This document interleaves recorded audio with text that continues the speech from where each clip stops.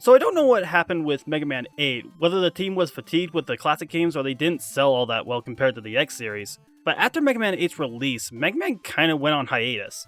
The X series was still going strong, but new series were also being created, like the Legend series, Battle Network, ZX, and Star Force. So maybe the formula was getting stale for the developers after all. Then again, a lot of critics at the time were lambasting Mega Man 8 for being too similar to the other games of the series, and that really is a sound complaint. As I said, graphics and sound aside, it didn't really feel like a significant step forward.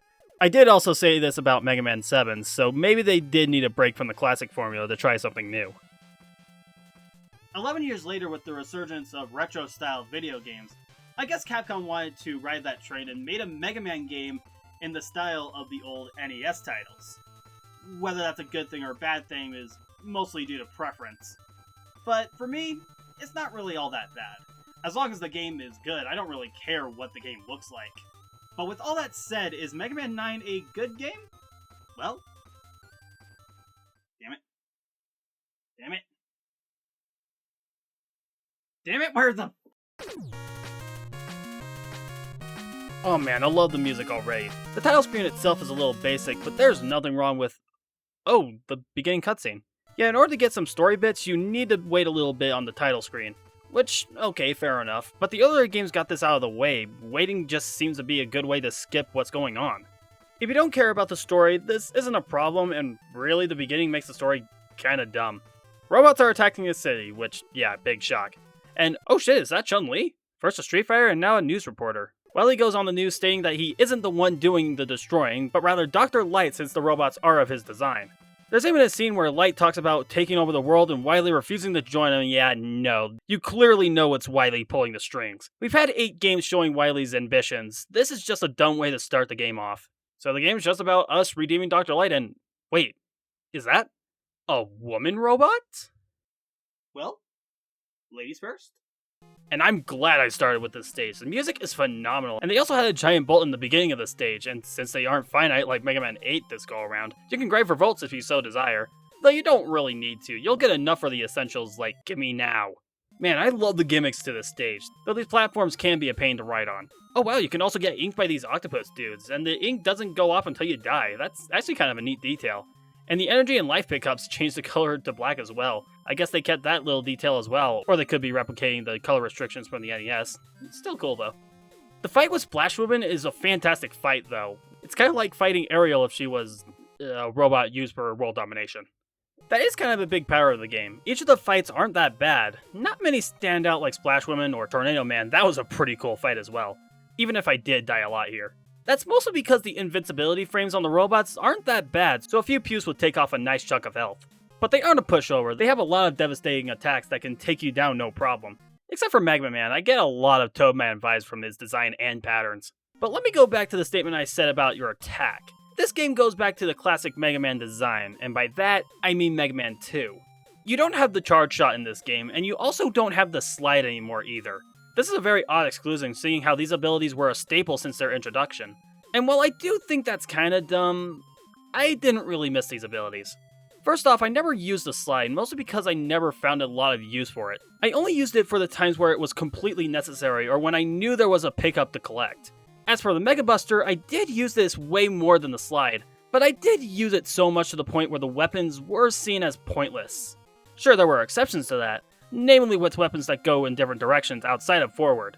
But since I can't use the charge shot to take out foes, I took advantage of the weapons this time. Thankfully, most of these weapons are amazing, some of the best in the series.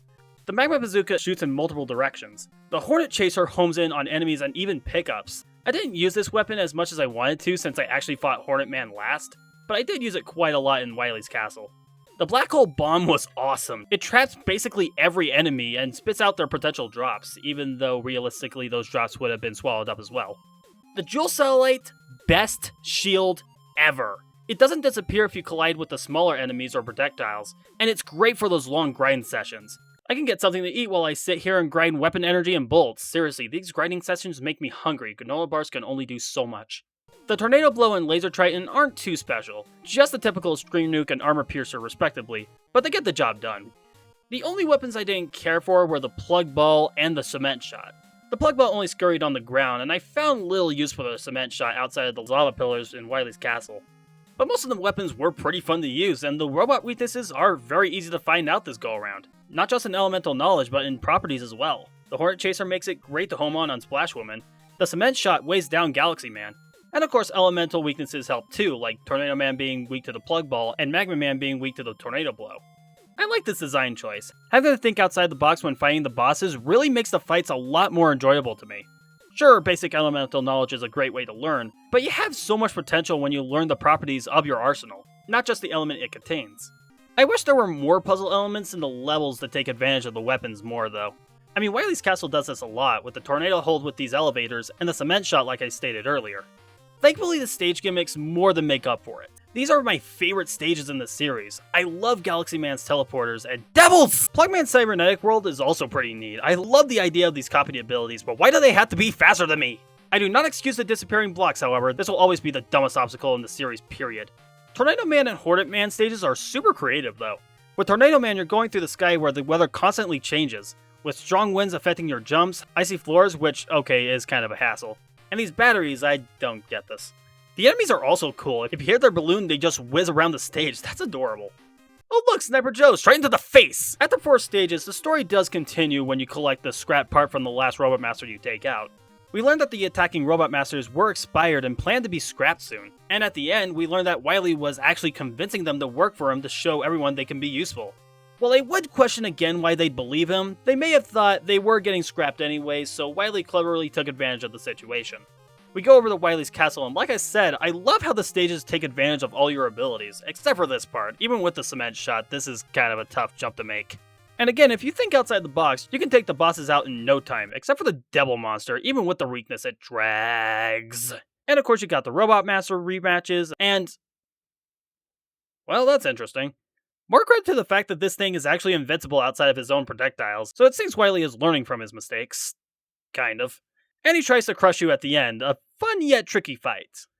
I also love that after you beat him, you project a collage of times Wily begged for his pathetic life.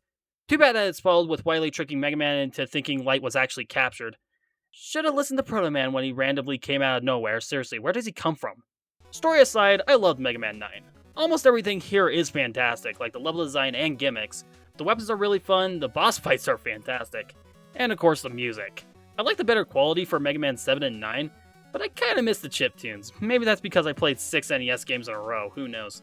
Though is it weird that this is the second time in a row that I'm completely hooked on the stage select music?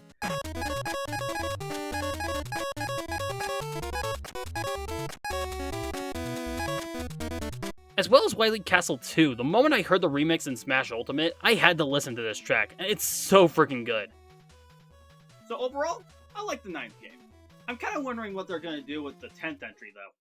Well, for starters, they're going for a more serious tone with the introduction of the Robo-Enza virus. So Dr. Wily arrives after being attacked, asking us to retrieve his medicine-making machine. He's behind it. Anyway, Mega Man agrees, but this time he gets the help from Proto Man.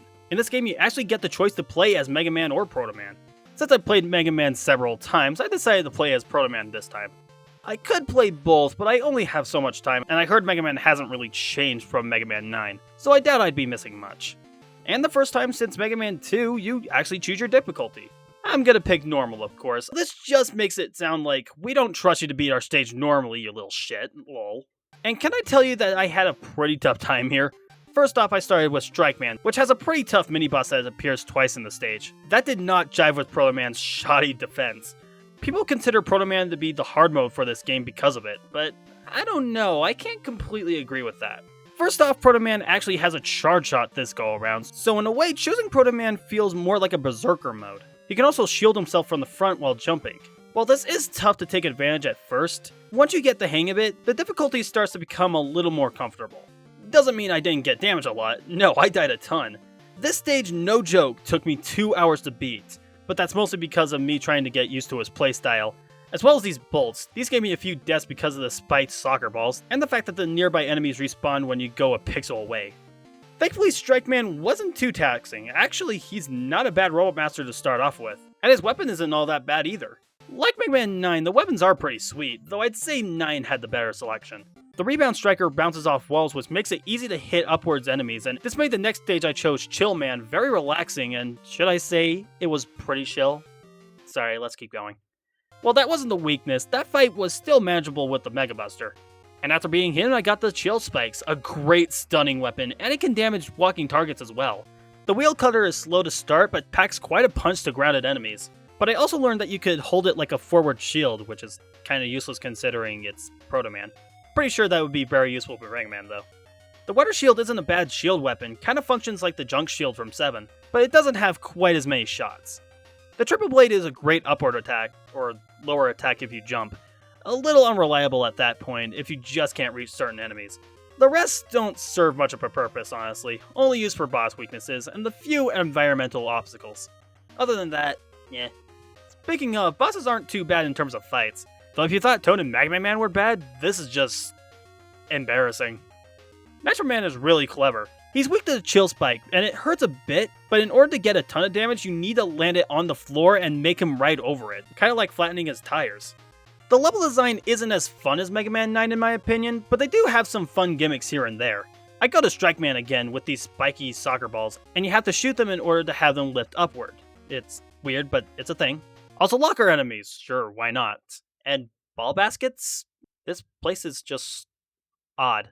Nitro Man is also one of my favorites with these trucks. At first they were kind of annoying, but I learned to use the Chill Spike to stop them and make other trucks ram into them. It's also a really gorgeous level when you're at the outside area. I love seeing the night sky. Video games are real life. It's just beautiful and very soothing.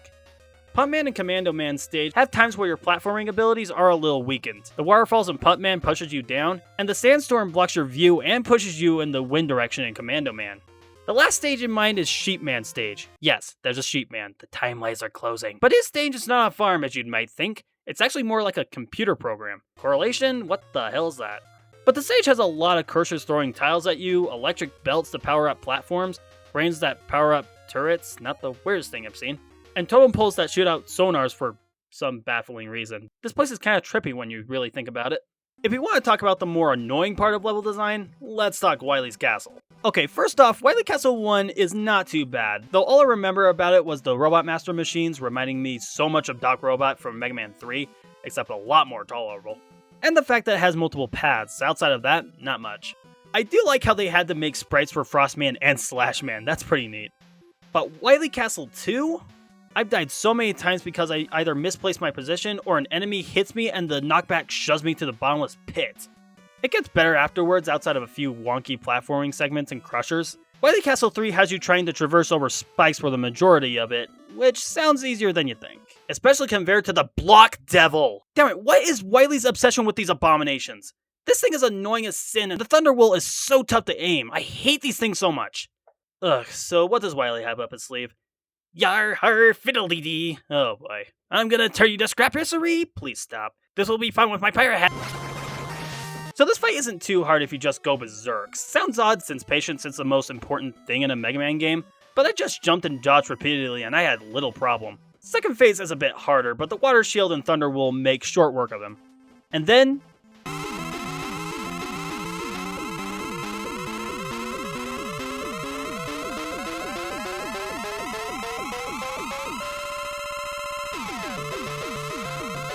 oh, okay, this gave me a laugh. Well done.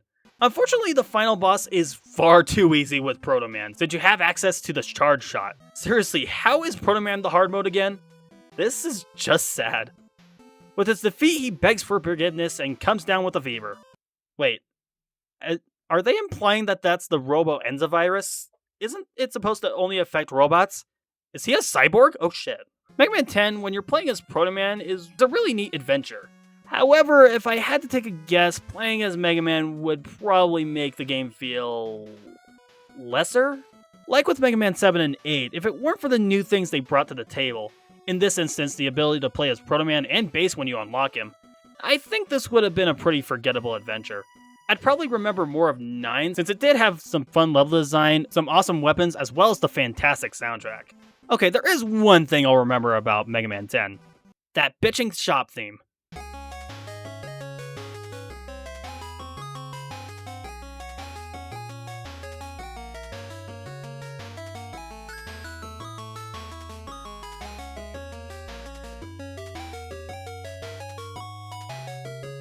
And we did it! We talked about every Mega Man game in the Legacy Collection. So what exactly do I think about the entire collection as a whole? So first off, the collection is split into two, the first containing 1 through 6, while the other contains 7 through 10. Obviously the NES titles get a special place considering it spawned an entire generation of Mega Man titles, but it's weird that there are more titles in the first pack than there are in the second. And what makes it even more baffling is they could have pushed a couple more titles. Mega Man and Bass is a prime candidate for that. While I do hear that it is a pain in the ass, and I do plan on talking about it one of these days, I think it would have been a smart idea to include the SNES game and use the translation from the GBA version that only Americans got. It seriously can't be that hard. Another notable addition would have been the Wily Wars on Genesis. This game was only available in America through the Sega channel, which shockingly doesn't exist anymore. Japan and Europe got the game physically, so why not use those ROMs for those regions and localize them for America? And if you can't do that, well, I guess we can take Mega Man Soccer or whatever that fighting game was. Whatever the case, the second collection kinda needs more content. And with that, we have the big question. If you can only pick one collection, which would I recommend? Honestly, you'd probably have more value if you picked the first Legacy collection. Not only did I have more fun with these games than the games I had on the second collection, I think these are the games that you should play. Hell, I think Mega Man 1 and 2 are games that everyone should experience at one point in their lives. And while 7 and 10 are fine games, they just don't have the punch the originals have. Okay, Mega Man 9 is the only one I'd argue does, but that's about it. Alright, so, now that we're done, what exactly should I do now?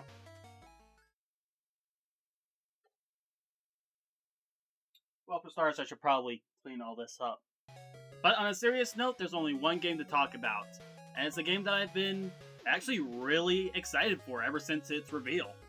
Even though I haven't really been a Mega Man fan all this time, playing all these games really made me feel like an actual Mega Man fan. So, next time, I guess we're going to talk about Mega Man 11, the newest game in the series that came out not too long ago. With that said, I hope you guys have a wonderful rest of your day, and I'll play with you guys next time.